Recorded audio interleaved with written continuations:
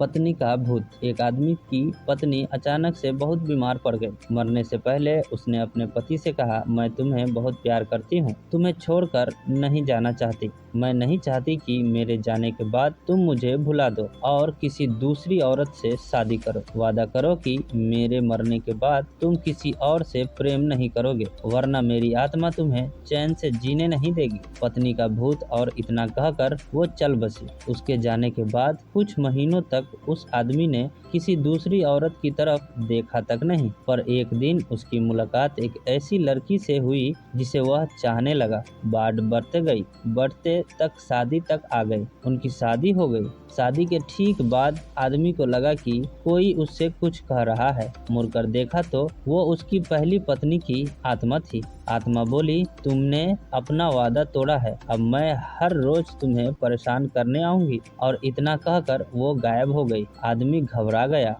उसे रात भर नींद नहीं आई। अगले दिन भी रात को उसे वही आवाज सुनाई दी, मैं तुम्हें चैन से जीने नहीं दूंगी। मैं जानती हूँ कि आज तुमने अपनी नई पत्नी से क्या क्या बातें की। और उनसे आदमी को अक्सर एक एक बात बता दी। आदमी डरकर कांपने लगा। अगले दिन वह शहर से बहुत दूर तक जैन मास्टर के पास गया और सारी बात बता दी। मास्टर बोले, ये प्रेत बहुत चालाक है, बिल्कुल है, तभी तो मेरी एक एक बात उसे पता होती है। आदमी घबराते हुए बोला, मास्टर बोलो, कोई बात नहीं, मेरे पास इसका भी इलाज है। इस बार जब तुम्हारी पत्नी का भूत आए तो मैं जैसा कहता हूँ तुम ठीक वैसा ही करना। उस रात जब आत्मा वापस आई तो आदमी बोला, तुम इतनी चालाक हो, मैं तुमसे कुछ भी नहीं छिपा सकता, और जैसा कि तुम चाहती हो मैं अपनी पत्नी को छोड़ने के लिए भी तैयार हूँ, पर उसके लिए तुम्हें एक प्रश्न का उत्तर देना होगा,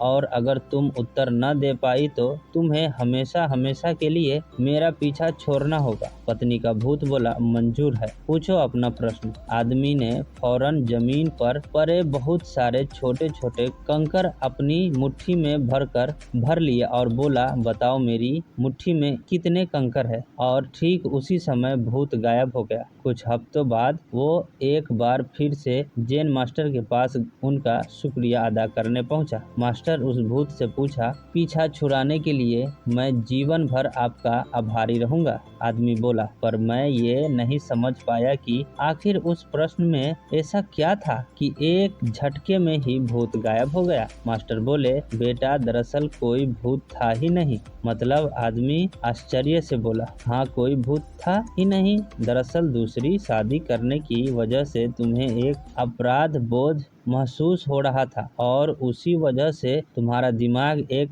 भ्रम की स्थिति पैदा कर रहे थे, भूत का अनुभव करा रहा था। मास्टर ने समझाया, पर ऐसा था तो वो मेरी हरकत एक एक बात कैसे जान जाता था? आदमी ने पूछा। मास्टर मुस्कुराए, क्योंकि वो तुम्हारा बनाया हुआ ही भूत था, इसलिए जो कुछ तुम जानते थे वही वो भी जानता था, और यही कारण था कि मैंने तुम्हें वो कंकर वाला प्रश्न पूछने को कहा, क्योंकि मैं जानता था कि इसका उत्तर तुम्हें भी नहीं पता होगा, इसलिए भूत भी इसका उत्तर नहीं दे पाएगा और तुम्हें तुम्हारे दिमाग की ही उपचर से छुटकारा मिल जाएगा। आदमी अब पूरी बात समझ चुका था। उसने एक बार फिर मास्टर को धन्यवाद किया और अपने घर लौट आया। कई बार हमारे मन में भी किसी पुरानी बात को लेकर गुड फीलिंग रह जाती है। कहानी में भी भूत का आना ही उसी तरह की फीलिंग था कि एक प्रेम फॉर्म में है, पर अधिकतम मामलों में